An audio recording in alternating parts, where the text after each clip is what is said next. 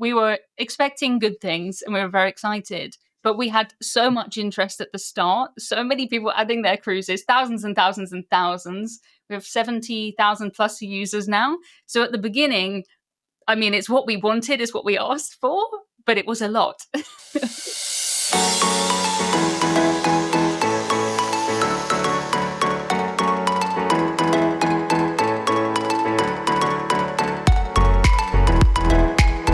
Welcome back, everybody, to a special bonus episode of the DCL Duo podcast brought to you by My Path Unwinding Travel. And Sam, we got a returning guest from... Yes, I'm so excited. It's a long time. It's been way too long since we've had Emma from EmmaCruises on our show, and she's bringing with us friend Matt to the show. Welcome, Emma, and welcome, Matt.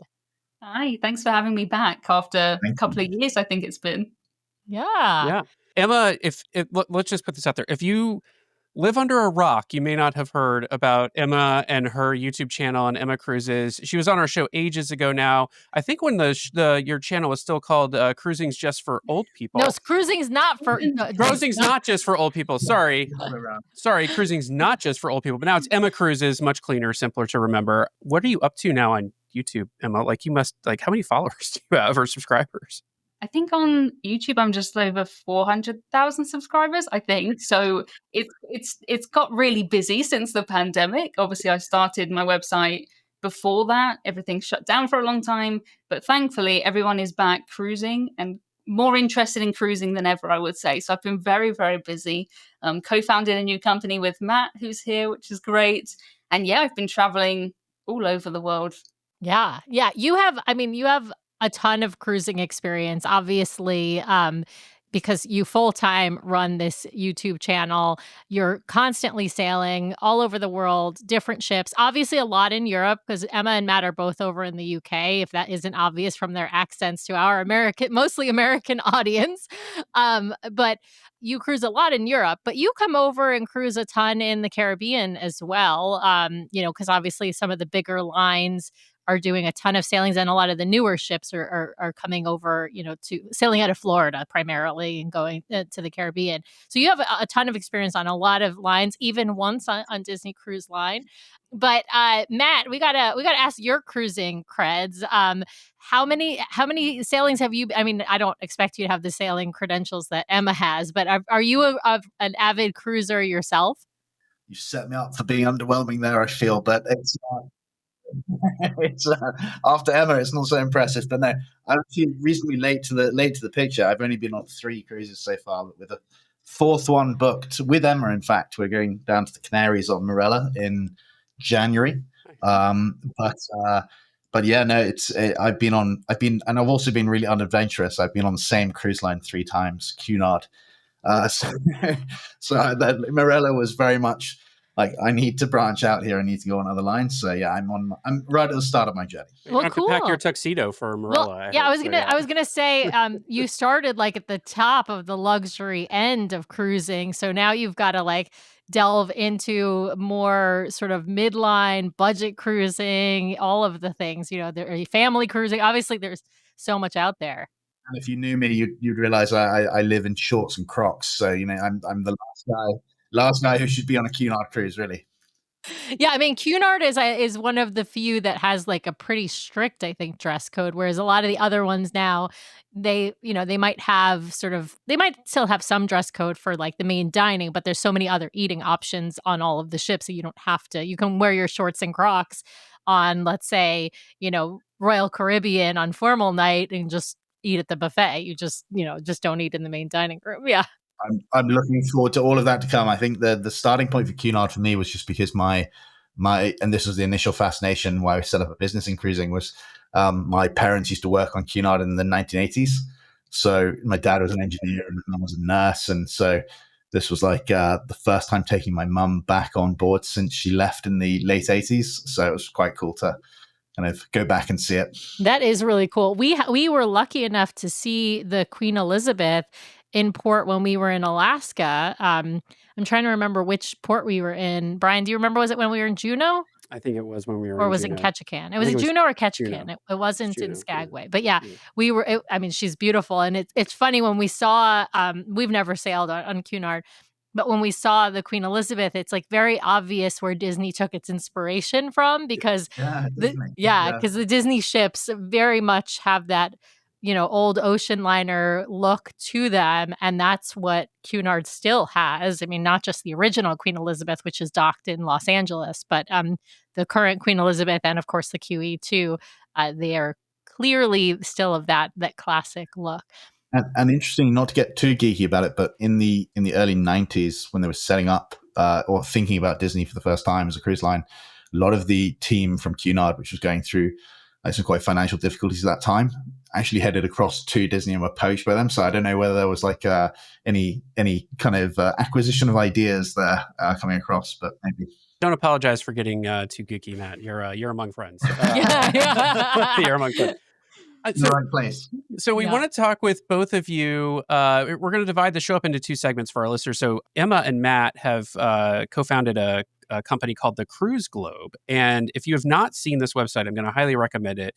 Head over to thecruiseglobe.com, spelled exactly like you would imagine those words to be spelled.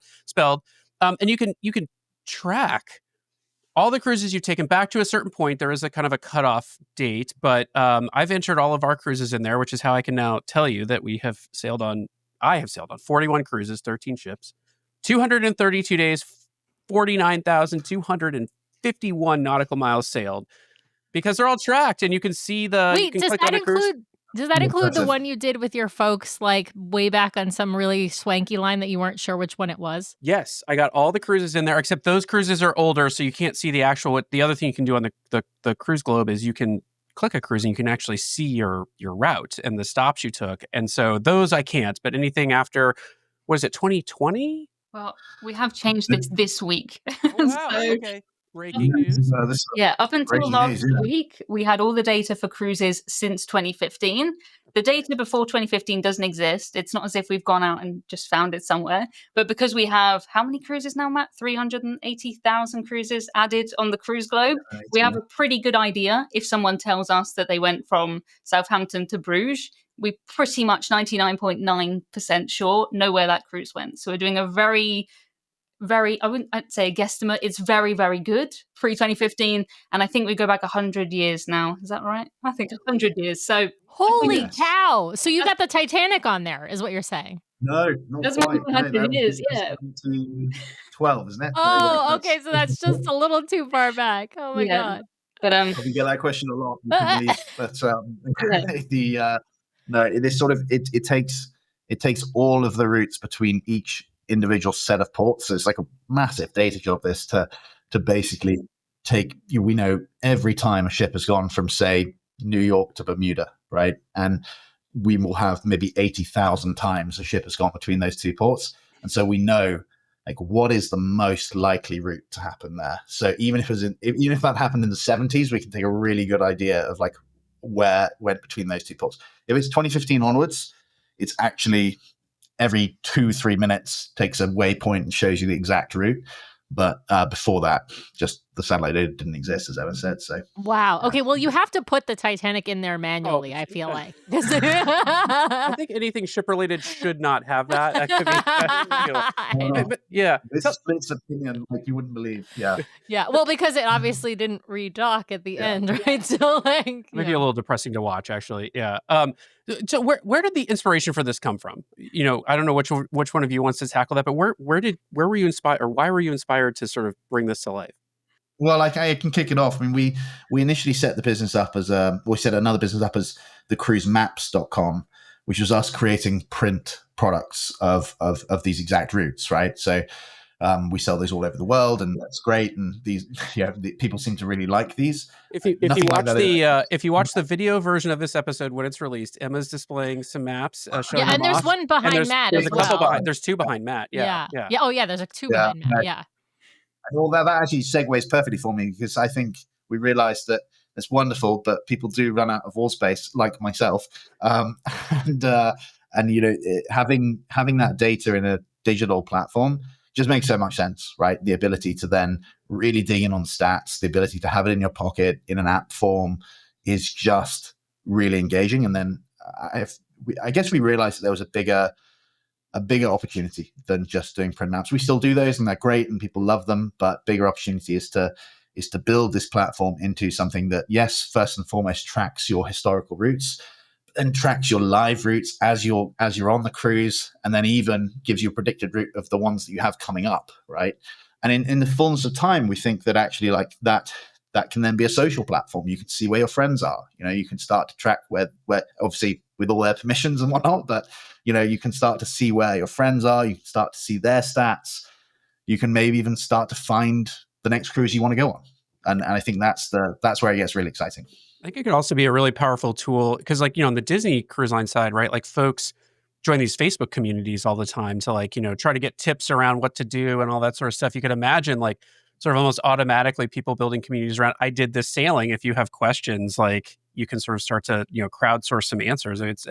But like, let me ask this, Emma, what attracted your interest in this? I mean, we're all geeks on this call, so I can only imagine the statistics of it all are fascinating. And at some point, I am going to ask you what your cruise mapper says for your stats. But but what piqued your interest about this effort?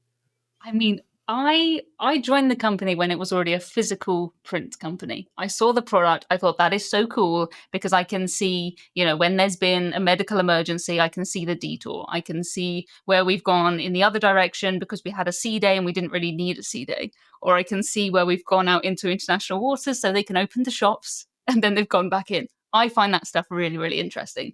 And I'm someone who has always had just a Google Doc list of my cruises, the nights, and where it went. And I think a lot of people in cruising do that, right?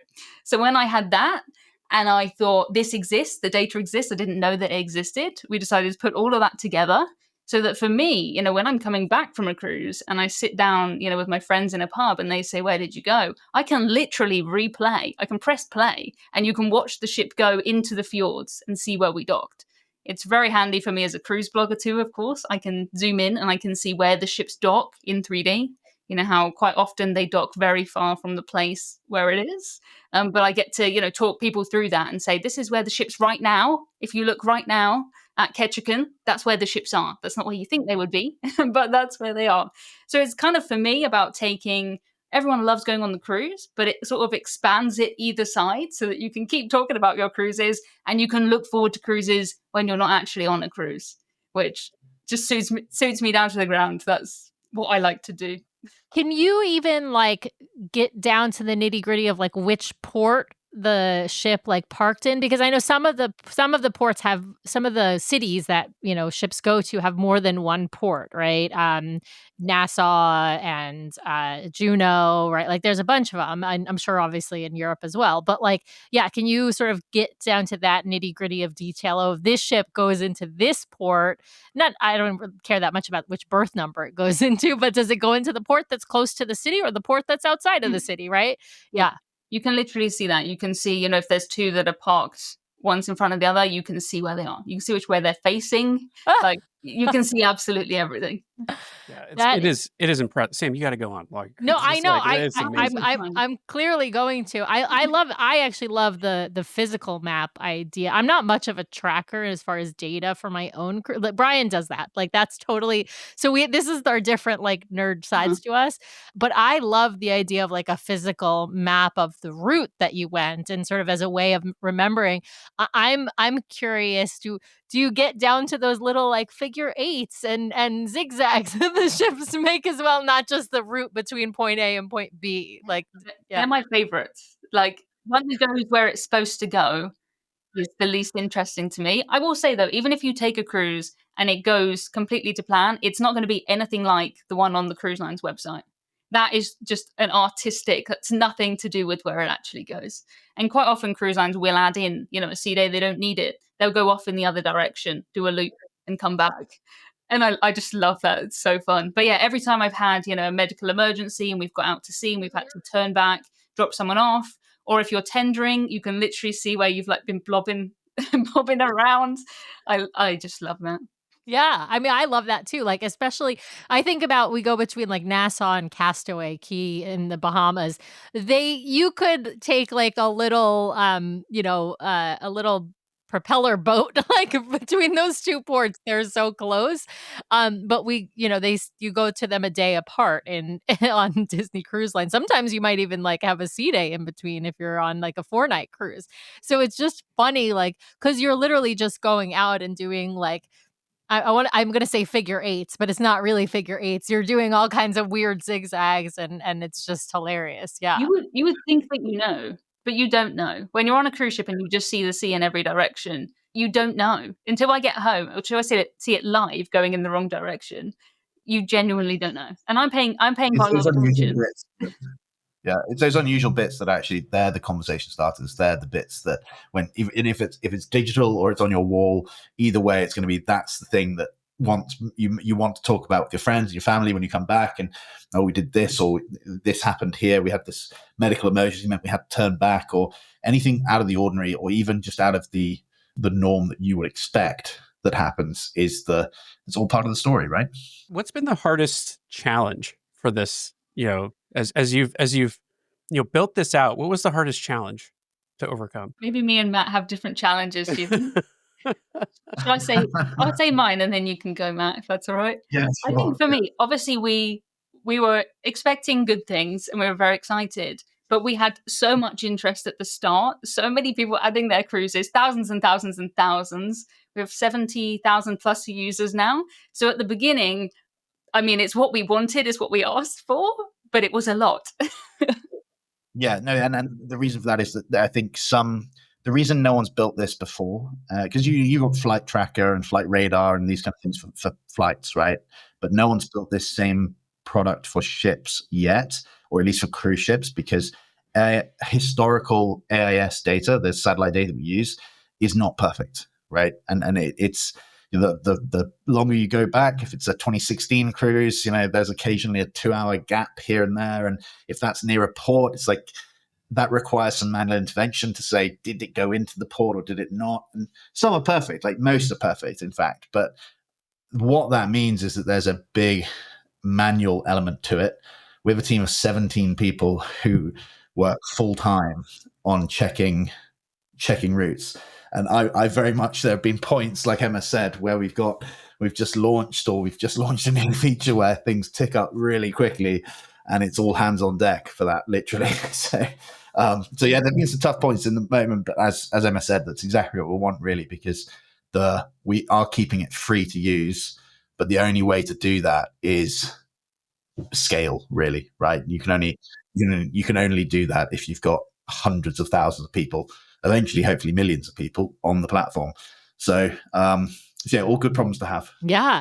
Now, did you start with any particular cruise lines, or did you start just with a particular time frame? Because obviously, as you said, I mean, as you have people adding more information on, and it grows and grows and grows, but like, did you sort of limit what could be put in at the beginning, and obviously now expand? You obviously have a ton of different cruise lines on there now. I don't know if are there any that you don't have on there, or that are more difficult to get? I mean, no, they are all on there, and it's. I suppose you could. At what point does a cruise ship start and a sort of leisure boats end? There's a little bit for really, really small cruise ships. You could make the argument that there are ones that we don't have, but actually, I think most have been added by now. In actual fact, opening up these predicted routes for pre-2015 was a massive job, because you've essentially got to say, right now, we've got to add every ship that existed before 2015 too, including all the ones that have been decommissioned, find pictures of them, find all the information on them. So yeah, a lot has gone into making sure that it's comprehensive, because I think part of the fun is seeing your whole picture, right? And all of your cruising, rather than just a snapshot of it. I'd love to ask about the cruise card that you guys have created. I hope I'm using the right name. I know I see Emma is about to pull. She's pulling out her. So cool. Yeah. So explain what you're showing, Emma. Explain what these cruise cards are. Okay, so this was an interesting one, because this was me and Matt trying to convince other people that yes, people collected cruise cards, which if you're not someone from the cruise industry, is kind of hard to believe, because this is your room key, basically, isn't it, on a cruise? This one. And what we have done is we have created our own version, same size, same sort of material that has the route on it. It has the stats on it. It has where you got on. It's where you got off. And this, if you can sit down with someone and talk about your cruises from this rather than this, it is so much easier. Because I'm looking through my collection of my cruise cards. I have my Disney one right here, but it has my name and literally nothing else on it. I don't know where I got on. I don't know where I got off. It certainly doesn't have a nice map like that. So that's what we thought. We thought people can either collect just these if they want to. They can put them side by side like I do because I have my full collection. But often I speak to people who have missed some in their collection, which is very annoying to them.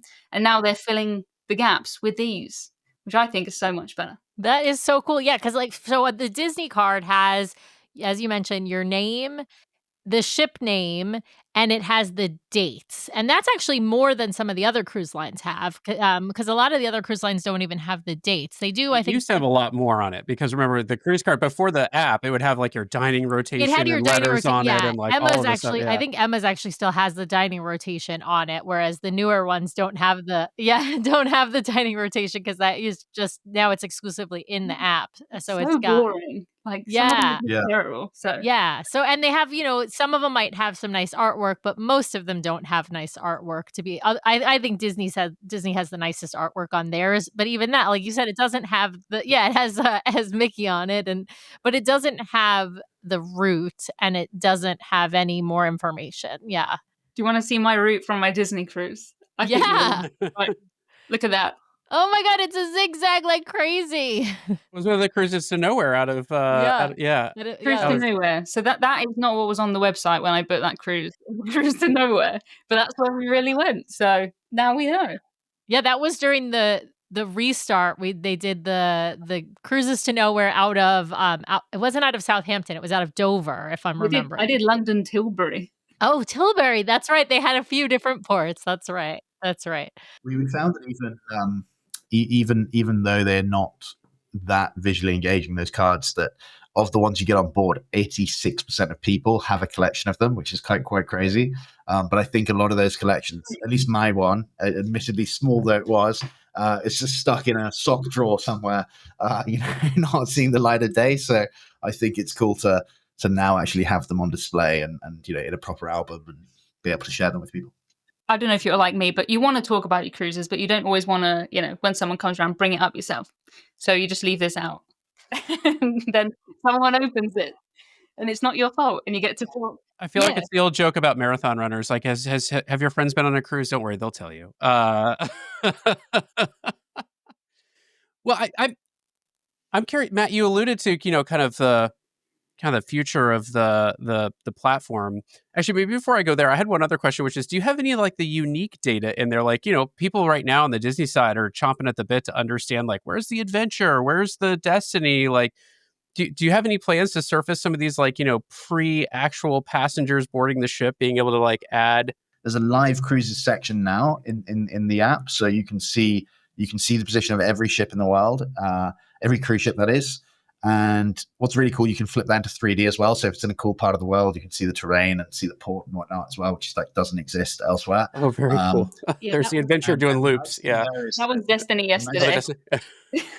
Yeah. The nice thing with that feature as well, and what we're trying to build out, is like the thing that I think most people, at least again, the people we've spoken to about this, seem to do, is like in the couple of days before you go on a ship, you kind of want to see where the ship is in advance of getting to you, right? And so this is like taking you from that experience of booking your cruise, and then you just put it in the cruise globe, and then you kind of track it from it being a countdown through to being a live cruise, through to kind of being your historical log of cruises, right? And it's just like this really nice, easy tracking experience across the board. But we're still working on that future cruise bit in terms of putting your upcoming bookings in, but that'll be done in a few weeks. I can't wait because I will add all of our future cruises immediately. Yeah. As you can imagine, we have a few booked. So. Exactly. Yeah. What else is on the horizon then? Like, what else are you excited that's like, coming soon, if you can share? Wow. There's a lot. I think that if I take it out a little further, because we've got a lot of plans coming up very soon, but the end goal with this is for it to be an app that is your kind of one-stop shop for cruising, right? We feel like We feel like it should be somewhere where you go to share your experiences about cruising, you track all your cruises, your upcoming ones, etc., but also find new cruises. I think the one thing that really bugs a lot of people about the industry right now is how tricky it can be to find where you want to go next. And one thing that is really compelling for us is that we obviously, when people have logged all their cruises, they can see on a map everywhere they've been, right? And so contextually, that's really interesting because we now have the technology to be able to overlay on that map all the upcoming routes that you could go on, right?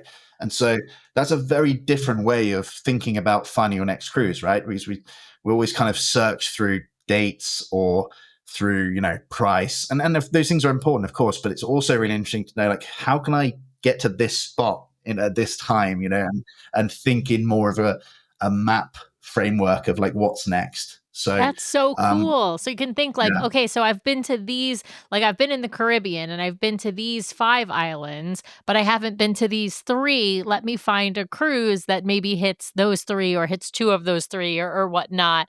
It's exactly that. Yeah. Like if you were, and even like if you're on a site like Zillow or like a property site, a real estate site, right? You can draw a search area. Have you done that before? The same thing could be true here, right? You could say, well, I've been to the Eastern Mediterranean so many times, or the Eastern Caribbean so many times. What's in the Western Caribbean? And, I really don't want to go to this port because I've been there 5 times before. So cancel ones out that don't have that. I've got this 2-week window to go in, and I really want to go these 3 lines only. That's the kind of search that's a bit hard at the moment. And, actually this kind of data, this kind of map interface makes it so much simpler. Yeah, it's impossible, as you said, really Emma. Impossible. Because I recently took a cruise to Svalbard, which is a place, it's very north above Norway, very interesting. But as soon as I come back, people ask me, how do I find a cruise that goes to Svalbard? And I genuinely have no answer other than go on every single cruise line's website, put in Northern Europe, and then look through the list. Like occasionally you can filter by country, but you can't go on a map and try and find that. And even if we do, we look at a lot of cruise line itinerary maps, of course. The maps don't even match the itinerary half the time. Like it's a terrible experience at the moment. So yeah, as we have all this data and we have a very good predicted route of where cruises are going to go, to be able to see that, I can't wait. I'm so excited. Yeah, because you can at least narrow down. I mean, that would help you narrow down at least to which lines even like have gone there, right? Because there are certain ports that not a lot of cruise lines maybe go to. And to your point, I've got to go on P&O and Royal and Celebrity and Princess and Holland, and I have to go on every website to search with specific search, requirements, and each one's different. And try and figure it out. That's daunting. Yeah. It's not good. I mean, some travel agents you can maybe filter by country, but you're not going to be able to exclude a certain thing that you've done so many times, or it's just not great. I've never found anything that's great, so we're making something that's great. Can I add a plug, a wish list item?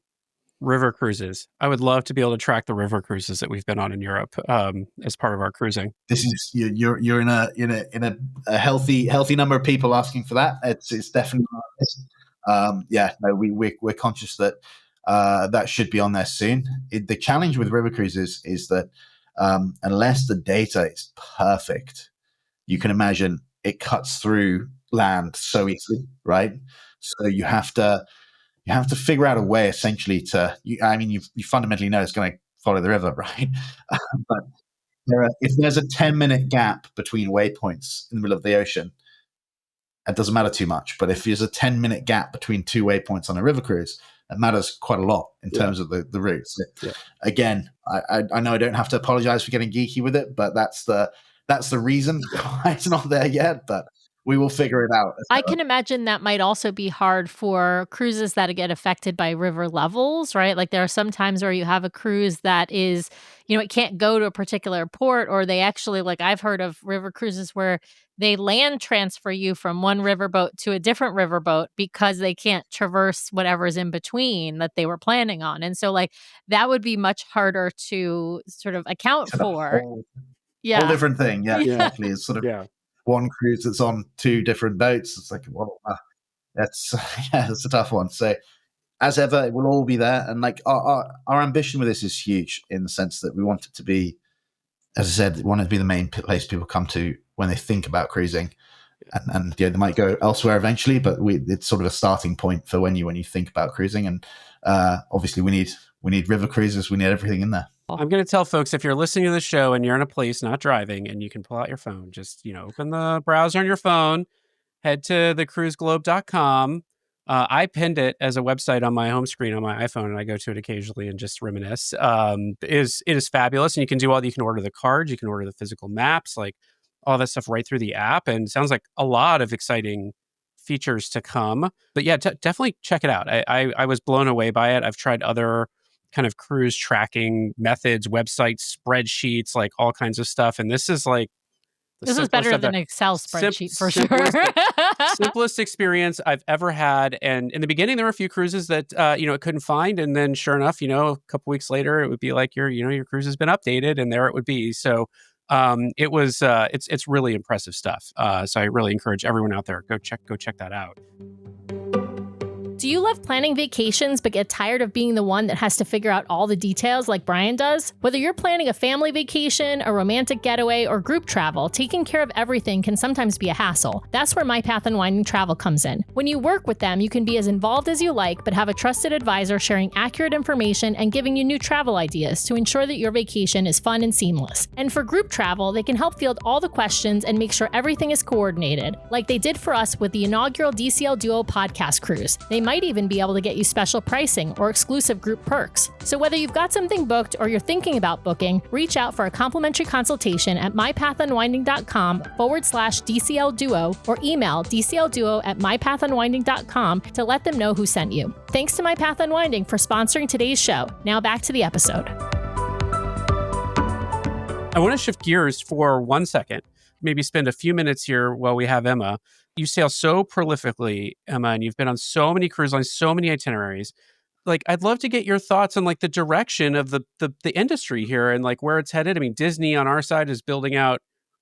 They're doubling their fleet, doubling their fleet size in the next, by 2032, I think it is. We'll have all the ships out. Although then we're speculating the 2031, yeah, the Wonder and the Magic are getting long in the tooth, and they'll probably have to retire at that point. But we fully expect Disney may announce let's build 2 more. So I don't know what trends you're seeing in the industry. We're seeing some pricing trends on the Disney side, some sales for the first time, which we've never experienced as Disney cruisers. But yeah, like what kinds of things are you seeing in the industry that either really stand out for you? Things you're like, I'm glad they're heading this direction, or things where you're like, I really hope they rethink that in the near term. Overall, things are going very well. Want to just get that out there first. Everyone's very interested in cruising. The numbers are growing year on year for 30 years or something if you ignore the pandemic. So it's going very well. People are cruising. They love it. There's a lot more, I think, into multi-generational cruises. There's a lot more solo cruising that's going on. The thing that I think is kind of annoying is it's getting a lot more confusing to book a cruise. And I like a cruise line where I just pay a price and that's it.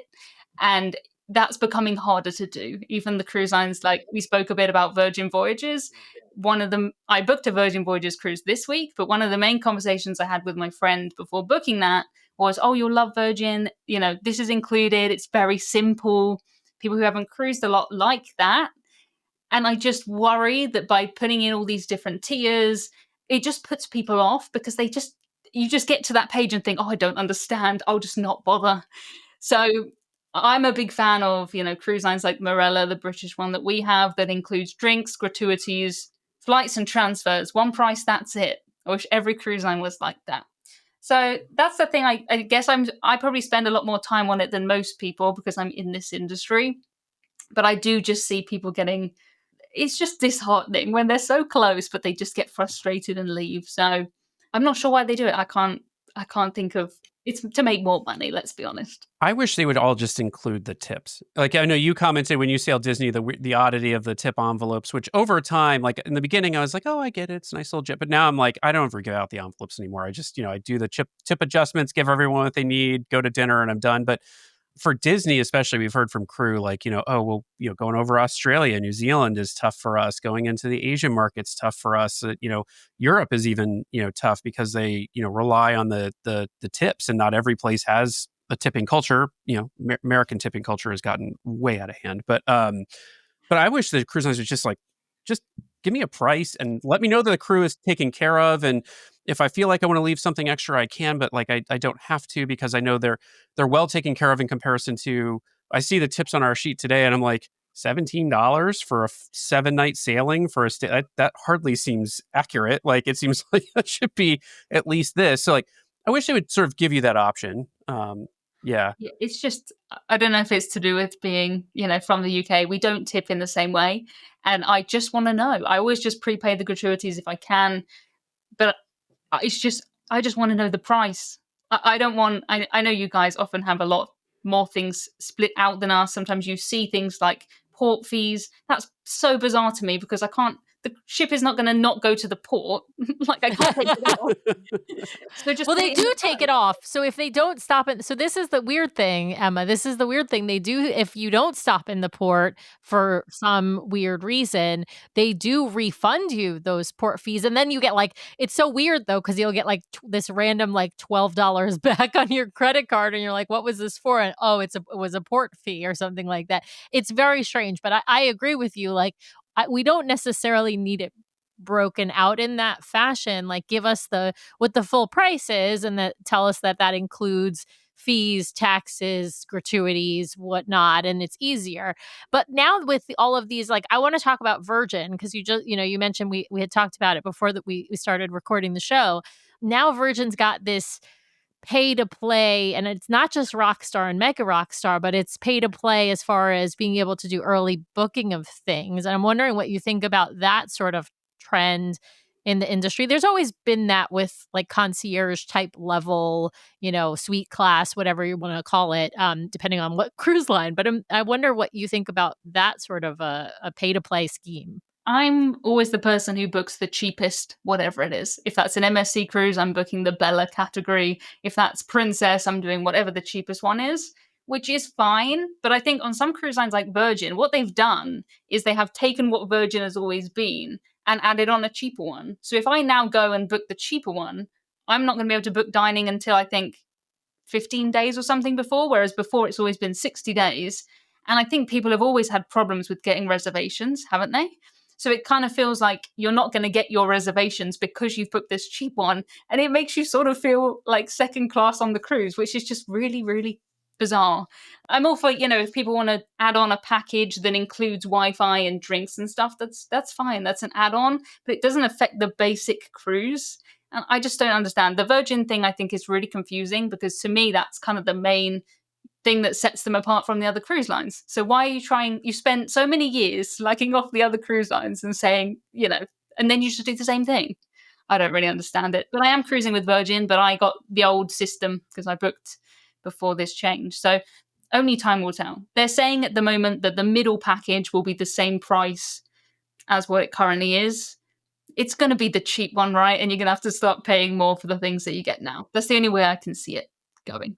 I've been noticing, or I anecdotally feel like there's 3 things happening in the cruise industry that I'd love to hear. If either validate that I'm right or validate that I'm wrong, and give us your thoughts. But like, one is, I feel like there's a lot of younger people now. I was going to say, job well done, Emma. You convinced people cruising isn't just for old people. There seems to be a lot of interest in cruising as a vacation amongst younger folks and young families, which before I don't think that was necessarily true. It seems like there's been a little bit of a stutter in the industry around, let's just keep building bigger. Like, it feels like we might have hit like these ships have gotten really big and now we can't get into some of the ports we want. And so we need to like maybe start building a little smaller again. And then the third thing is, I'll say pricing. I think for some of these lines is starting to get a little out of control. Disney is our example, but like Royal Caribbean's newest ships, like the price to get on one of those ships is mind-boggling to me, much less if you're trying to do it in like a kind of a ship within a ship luxury concept with them, right? And there seems to be like even a big spread now between these cruise lines, with a lot kind of on the top end and a lot kind of falling toward the more budget end. I'm curious, am I right that I'm seeing these 3 trends, and what do you think about them? I think you're right. I think for the average person who's taking a cruise, though, they don't need to do the biggest, the newest, Royal Caribbean ship, for example, because they're not going to know the difference. It's going to be 2 meters wider or something, the one that's the second biggest or the third biggest, which can be half the price. So hopefully most people are not noticing these really high prices for the brand new cruise ships. But I think that just shows how much people value, like there's people who are really, really into cruise ships. I mean, obviously us, but they wouldn't be able to charge that price if they weren't full. So I think in some ways it's kind of nice. I'm not someone who, I don't normally go on the biggest, the newest, the most exciting. I'll have a great time on the second newest. That's fine. But they're charging that because they can. But it does get really ridiculous when you see basically the same cruise on the newest ship and another one, and it's double the price. I agree with the other points as well about family cruising. I think we've always had quite a family cruise market in the UK. If I meet someone who says, "Oh, I've been on one cruise," it's a P&O cruise. I can almost guarantee it. They took it, as a family. But even within P&O, they have 2 ships that they've launched pretty much since the pandemic, and they're completely designed for families. So even the cruise lines that used to be quite traditional, P&O used to be kind of like Cunard, like a little Cunard. They've changed completely. Like they have 2 sides of their company now, one that's family based and one that's the more traditional side. So it doesn't surprise me at all. If you look at the price of, especially in the school holidays, taking 2 kids, 2 adults away for a week, it's cheaper to go on a cruise than it is to stay on land here anyway. So it makes perfect sense to me. And as someone who cruised when I was 11 for the first time, I'm obviously pro starting kids cruising. Yeah. I wonder what you think of. I think there's another trend, which is to put all kinds of crazy stuff on the top of these new ships, like roller coasters and zip lines and go-kart, courses and all this kind of stuff instead of just a pool, right? Like it used to just to be like you had a pool and some sun chairs. You might have some of these little cabana looking things, but yeah, I'm curious what you think of that trend. I feel like they're just trying to put everything onto a ship nowadays. I feel like it's just a different world now, though, isn't it? When I did the recent press launch of Norwegian Aqua, there were people on there who create, TikTok videos about roller coasters. All of a sudden, they're on the cruise ship and they're getting millions of views. And it's just a different game. People aren't as impressed by, a mini golf course and a rock climbing wall in the same way as they might have been in 1995. So I think in a little bit of a way, it is a gimmick. But also, I've done all of these things, and I think that they're good fun. So, I've done the go-karts. I did walked the plank on my last cruise, the little ropes course over the edge. I've done all these things. But also, I've done them once, and I don't necessarily feel the need to go on the go-karts again. I thought you'd be less positive about it, Emma, after your little issue getting stuck in the water slide. But I got stuck in the water slide twice. That's right. I saw that. Yeah. Twice. Once was fine, but they reassured me, "Oh, now you're all wet. You won't get stuck the second time." Yes, I did.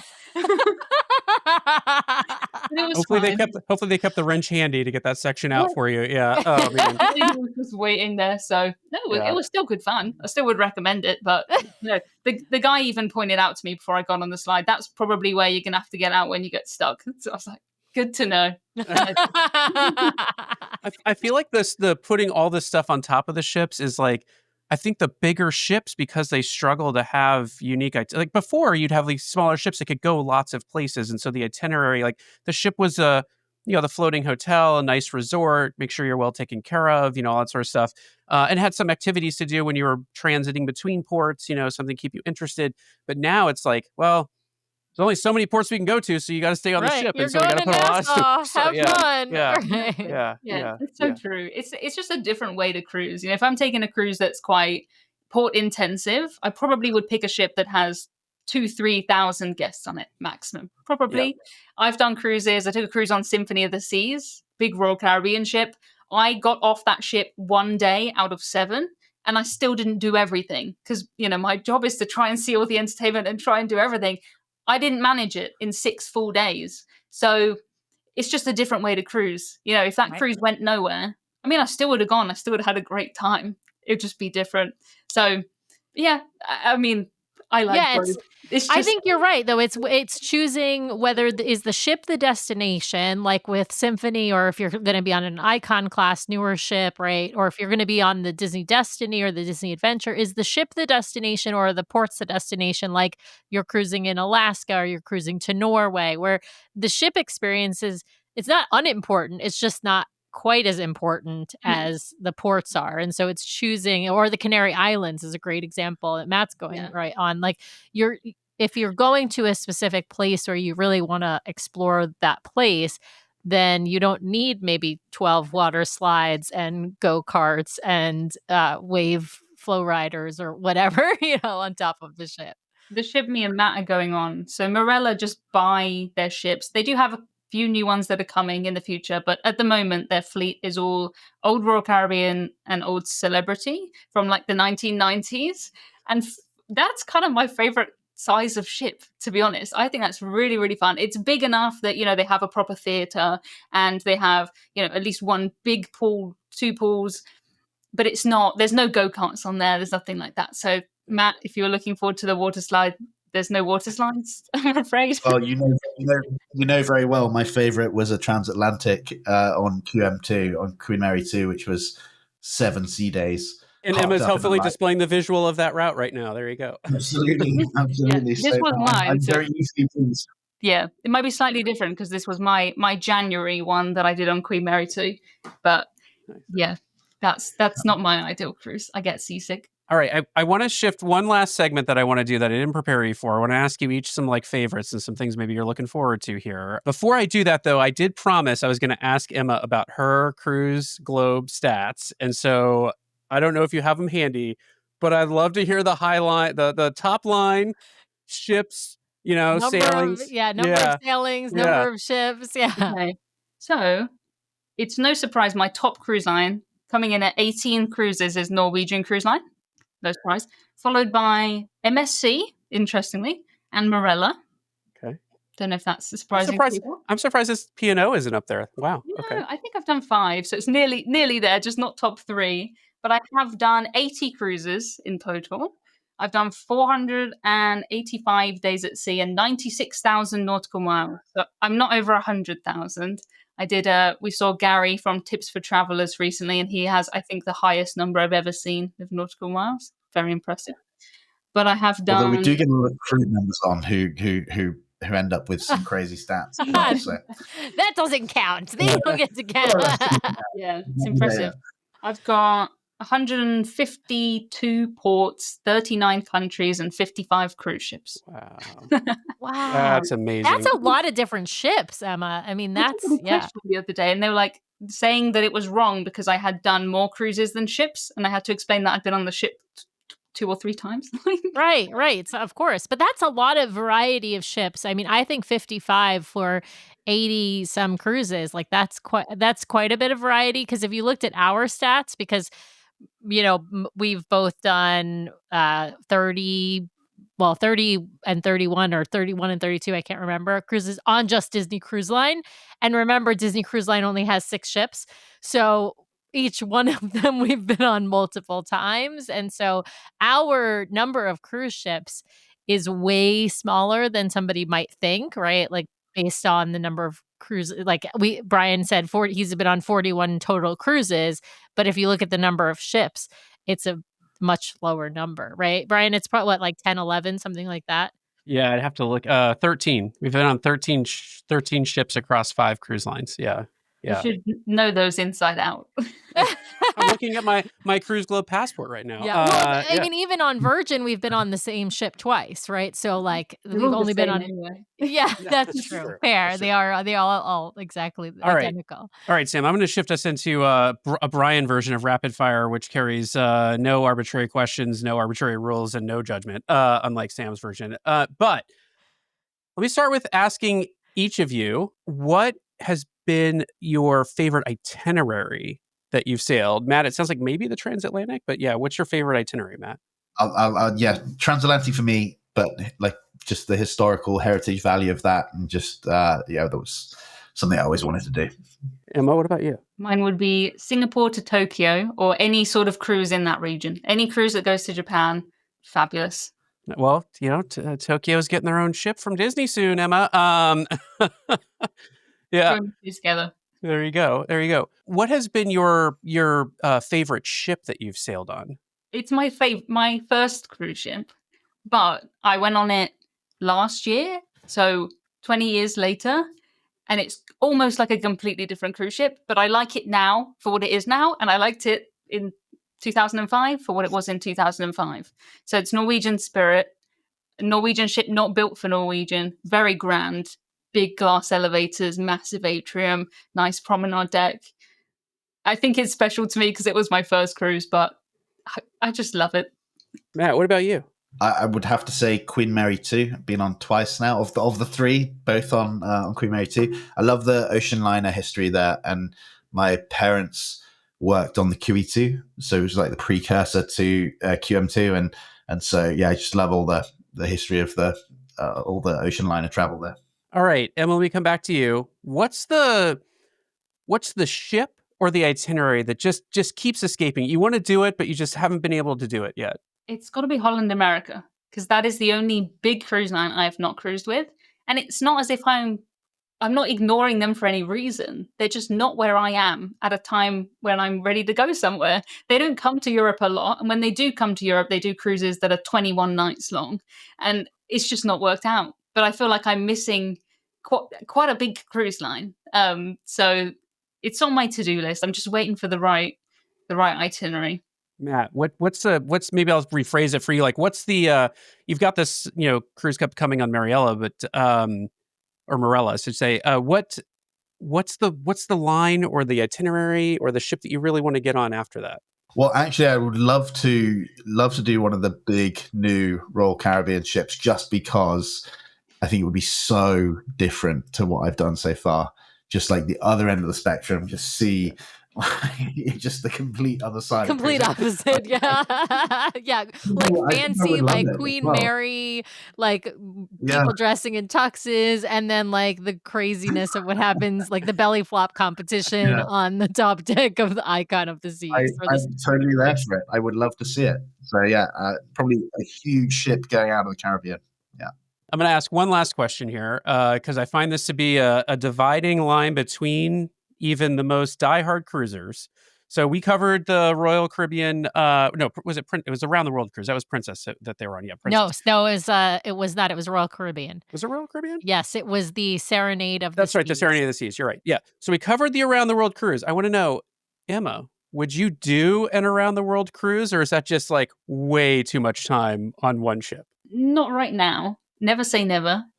But if I was given the amount of money that it costs to do a world cruise and 6 months of my life, I would create my own round the world cruise on 20 different cruise lines, all these different ships. I would occasionally stay on land. I think it would be nice after you've done a 2-week cruise to stay on land for a week and then maybe fly.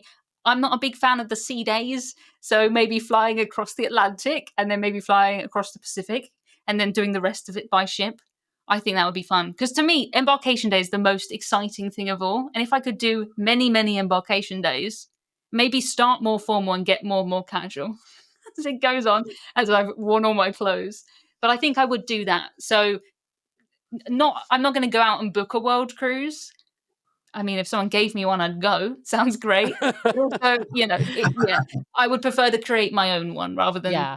I can't imagine being with the same other guests for 6 months either. Like, imagine if, I'm sure most people are nice, but you only need one person who's not, and you're on there for another 9 months with them, right?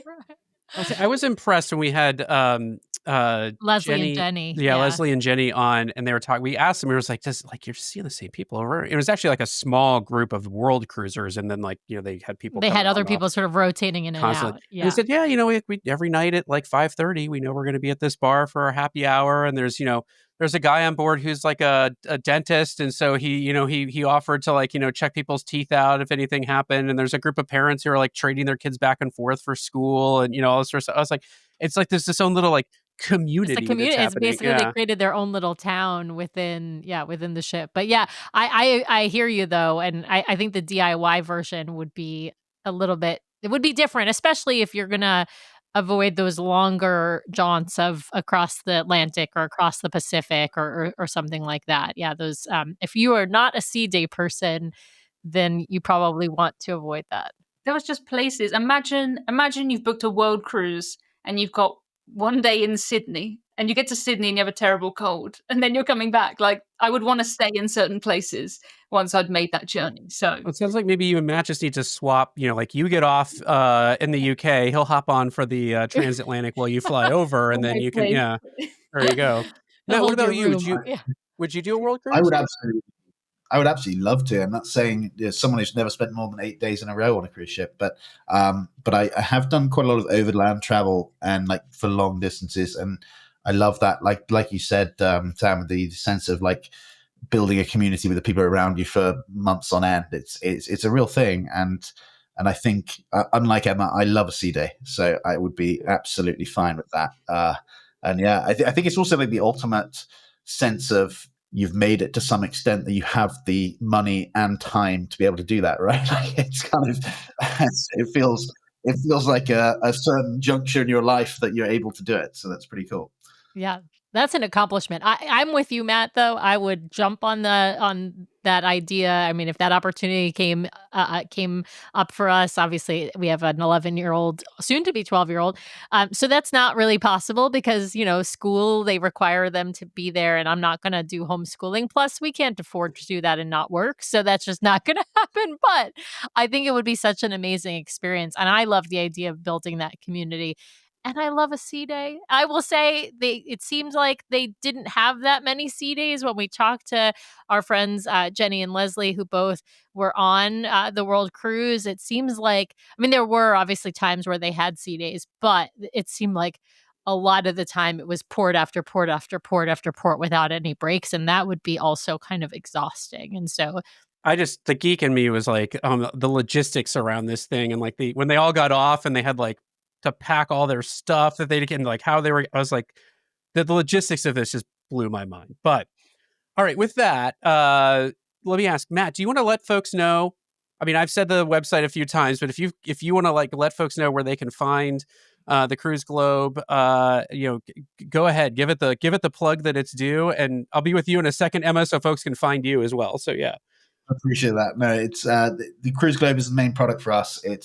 That's the free platform to view all your cruises, and you can find that at thecruiseglobe.com, or it's in both app stores. So the iOS app store for Apple and the Google Play store for Android. You just search the Cruise Globe and you find it in there. I tell you what, another feature you need to implement is a little tip jar, because that it's free blows my mind these days, because it's so great. And so yeah. Increasingly blowing my mind, Brian, as well. But And Emma, you have so much great content out there for anyone who's considering something other than a Disney cruise. I know we are tourists in that space. We occasionally sail on other lines, or have people sailed on other lines, mostly to compare the lines back to Disney, because we're big believers in letting folks know there are other ways you can spend your money than going on a Disney cruise and still have a fabulous time. But Emma, where can folks find and connect with you? Because you have so much great stuff out there. So I keep things very simple now. My handle for everything is just EmmaCruises. So if you search EmmaCruises anywhere, you'll find me. I think I'm on every social media account now. My website's EmmaCruises.com. I'm EmmaCruises on YouTube. Easy peasy. Amazing. Well, be sure to check out Emma. Follow her if you don't already. So much great stuff out there. Head over to thecruiseglobe.com. Put your cruises in. It's really fascinating. And with that, Matt, Emma, thank you for coming to us late in your day from all the way across the pond to spend some time with our audience. We super appreciate it. It's all right. Thanks for having us. Awesome. Thanks for having us. Cheers. Well, thanks to everyone out there for listening this week. We really, really appreciate it. Be sure to subscribe to the podcast so you can keep getting great content from us every week. In fact, twice a week we publish shows. So be sure to hit the subscribe button to get all of those great episodes. And if you want to watch us live, we have a live show now every week, Monday nights, 5:30 p.m. Pacific, 8:30 p.m. Eastern, over on youtube.com/DCL Duo. So be sure to head over and check that out. If you want to help support the show, be sure to hit those 5 stars on Apple Podcasts. And if you leave us a written review, a 5-star written review, we we will read it at the top of one of our main episodes, so please head over there and hit those 5 stars. Of course, you can also help support the show by supporting our fabulous show sponsor, My Path Unwinding Travel. If you want to book your next Disney vacation, head over to mypathunwinding.com/DCL Duo or email them at dclduo@mypathunwinding.com so they know we sent you their way. If you've got questions or you'd like to connect with us, the best way to do that is to head over to dclduo.com. It's got links to all of our things, full catalog of the podcast episodes, including a searchable catalog for the podcast, links off to our vlog, a link to our Etsy store where we sell some fun fan-inspired magnets, link to our Patreon if you'd like to help directly support the show each and every month. Just head over to the website or patreon.com/DCLDuo. Also has a way for you to sign up for our Substack newsletter that we're hoping to start really pumping out monthly here at least, and a few blog articles that we've written. So DCLDuo.com is the best way to connect with us. You can also, of course, email us at info@DCLDuo.com or reach out to us on our voicemail line at 402-413-5590. That's 402-413-5590. The DCL Duo podcast is not affiliated with Disney Cruise Line, the Disney Company, or the Disney family of theme parks. The views expressed on the show are solely those of the individuals on the podcast and in no way reflect the views of the Disney Company or Disney Cruise Line. If you have questions about a Disney cruise or a Disney vacation, please contact the great folks over at My Path Unwinding Travel or Disney directly or your own travel agent. Thanks again for listening, and we'll see you next time for another fabulous adventure with the DCL Duo. Good night.